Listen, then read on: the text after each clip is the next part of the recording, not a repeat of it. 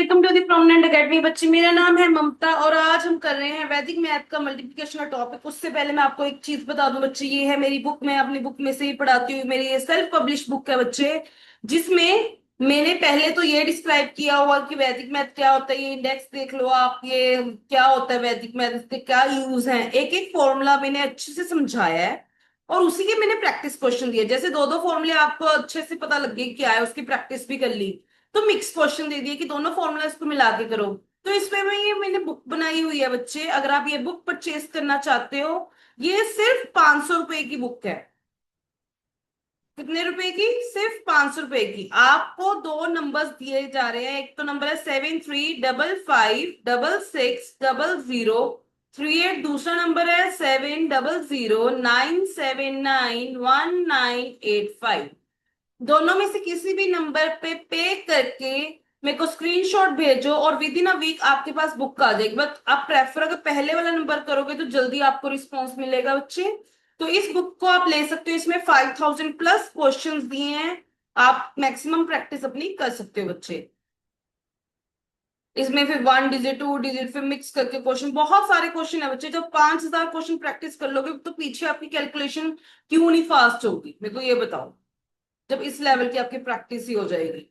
तो हमारा कल जो कंप्लीट हुआ था वो निखिलम सूत्रा के 3 केसेस कंप्लीट कर लिए थे हमने। ये वाले सारे क्वेश्चन जो 3 डिजिट 2 डिजिट मल्टीप्लिकेशन वाले। आज बच्चे हम इजी सा मेथड करेंगे, one more than the previous. Basically क्या है, कुछ क्वेश्चंस होते हैं जिनके पीछे 5 लिखा होता है और आगे भी नंबर सेम होता है।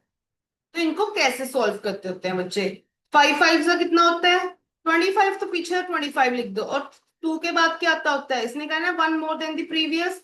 2 के बाद क्या आता है? 3। इन दोनों को मल्टीप्लाई कर दो, 2 3 6। तो 25 मल्टीप्लाई बाय 25 कितना होगा? 625। ये देखो, आप कहोगे मैम ये तो छोटा सा नंबर ले ले, थोड़ा सा कोई बड़ा नंबर लेके बताओ। फिर तो जाने, बड़ा नंबर ले लेते हैं। जैसे कि मैं कह दूं 65 मल्टीप्लाई बाय 65। सेम, पहले इन दोनों को मल्टीप्लाई किया तो पीछे तो टू डिजिट नंबर जो आ गया 25 आ गया। अब 6 के बाद क्या आता है? 7। तो 7 मल्टीप्लाई बाय 6 कितना होता है? 42। मतलब 65 का स्क्वायर, या फिर हम कहते हैं 65 मल्टीप्लाई बाय 65 कितना होगा? 4225। अब थोड़ा सा मैम इससे भी नंबर बड़ा ले लेते हैं बच्चे। जैसे मैंने 105 मल्टीप्लाई बाय 105 कह दिया। देखो पीछे भी नंबर सेम है, आगे भी। तो पीछे क्या करेंगे हम? 25 का 25 लिख देंगे। 10 के बाद क्या आता है? 11। तो 10 मल्टीप्लाई बाय 11 कितना होता है? 110। वो आगे लिख दो।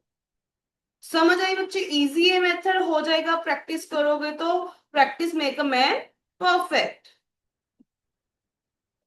चलो फिर, अगर ये समझ आ गया, मैं आपको इसके प्रैक्टिस क्वेश्चन दिखा सकती हूँ। बुक परचेज कर लोगे तो इजिली अपने हाथ से जैसे मर्जी कब मर्जी करो। ये क्वेश्चन कुछ दिए हैं मैंने प्रैक्टिस के लिए। फिर नेक्स्ट मेथड है multiplication of 11। Oh my God, ये तो बच्चों टाइप का है, ये सबसे इजी मेथड है बच्चे। मैं आपको एक चीज समझाती हूँ। जैसे मेरे पास नंबर है 43 मल्टीप्लाई बाय 11। क्या करो? 4 आगे लिख दो, ये जो नंबर है इसका जो 3 है वो पीछे लिख दो। इन दोनों को प्लस करो, 4 + 3 कितना होता है? 7। वो बीच में लिख दो। ये आ गया 43 मल्टीप्लाई बाई 11 का आंसर क्या आ गया? 473। अगर मैम थोड़ा सा बड़ा नंबर ले लें, 54 मल्टीप्लाई बाई 11, क्या करेंगे? 5 आगे लिख देंगे, 4 पीछे लिख देंगे, दोनों को प्लस करेंगे, वो बीच में आ गया। ये आंसर आ गया आपका। मैम थोड़ा सा ऐसे वाला नंबर लो जिसमें कैरी भी करना पड़े, ले लेते हैं बच्चे।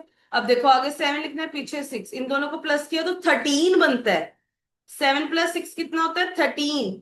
3 तो बीच में लिख लेंगे, जो 1 है वो बच्चे आगे कैरी हो जाएगा, तो आंसर आएगा 836। एक क्वेश्चन और ले लेते हैं। जैसे मैं कहती हूँ 99 मल्टीप्लाई बाय 11, आगे 9 पीछे 9, इन दोनों को प्लस किया तो 18 होता है। 8 यहाँ पे लिख लेंगे, 1 आगे कैरी किया तो 9 की जगह क्या बन जाएगा? 10। तो आंसर आएगा 1089। समझ आया बच्चे? इजी है मेथड। देखो एक तो ध्यान से समझो, दूसरे इसको प्रैक्टिस करो। मैं कह देती हूँ आपकी कैलकुलेशन बाकी बच्चों के कंपैरेटिवली देखना कितनी ज्यादा फास्ट हो जाएगी। जो आंसर आप 5 5 मिनट में कोई बच्चा करता है, आप विद इन सेकेंड्स कर लोगे अगर आपको ये बेसिक कुछ मेथड्स आने लगे। नेक्स्ट मेथड पे चलेंगे, हाफ एंड डबल मेथड। बच्चे इसमें क्या होता है ना, हाफ एंड डबल में मतलब एक को आप हाफ कर दो, एक को आप डबल कर दो। कैसे मैम आप समझाओ? बेटा ऑब्वियसली मैं आपके लिए बैठी हूं तो आपको समझाऊंगी। जैसे 12 मल्टीप्लाई बाय 25 है, मैं कह रही हूँ एक को हाफ कर दो। 12 का हाफ क्या होता है? 6। और 25 का डबल क्या होता है? 50। इन दोनों को मल्टीप्लाई करना है बच्चे। क्या होता है जब मल्टीप्लिकेशन में कोई जीरो, जितनी भी जीरो लिखी होती है उतनी पहले ही लिख दो, पीछे लिख दिया मैंने। पीछे क्या बचा, 6 और 5, 6 5 से कितना होता है 30, आ गया आंसर।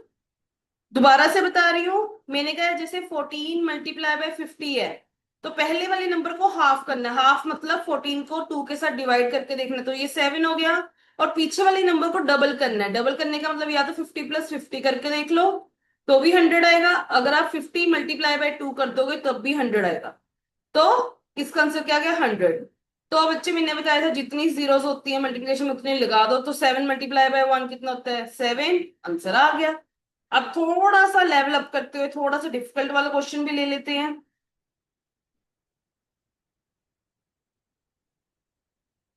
सपोज करो मैं क्वेश्चन ले लेती हूँ, 24 मल्टीप्लाई बाय 35। 24 का हाफ क्या होता है, 12।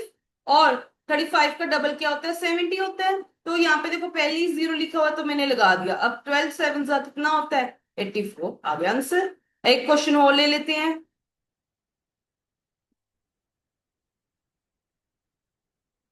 एक क्वेश्चन और लेने से पहले आप यहाँ पे भी देख सकते हो, 16 का मैंने हाफ कर दिया, 25 का डबल कर दिया, फिर इन दोनों को मल्टीप्लाई किया, आंसर आ गया।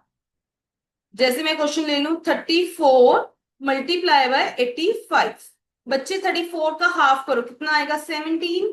और 85 का डबल कर दो, क्या आंसर आएगा, 170। अब जीरो का पीछे जीरो लिख दोगे। जिन बच्चों को मल्टीप्लिकेशन नहीं आती डबल डिजिट की सिंगल स्टेप में, आप मेरी फर्स्ट वीडियो देखो मल्टीप्लिकेशन रूल की, तो उसमें मैंने क्या सिखाया था, क्रॉस मेथड। इसको इसके साथ मल्टीप्लाई किया तो 49 होता है, 9 यहाँ पे लिखेंगे, 4 आगे कैरी करेंगे, फिर क्रॉस मल्टीप्लाई करना है। तो पहले 1 को 7 के साथ मल्टीप्लाई करो, फिर ये वाले 7 को इस 1 के साथ करो।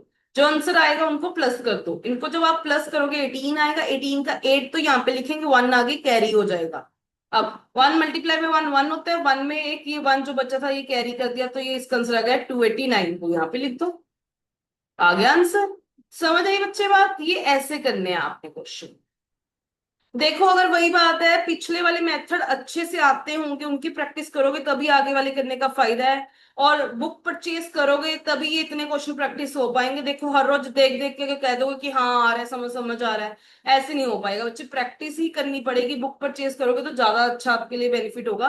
अब मैं आज तो सिर्फ यहीं तक समझा रही हूँ, मैं आपको ये बता देती हूँ कि मैं जीके की क्लासेस भी प्रोवाइड करती हूँ और वैदिक मैथ की भी, जो मैं आपको करवा रही हूँ।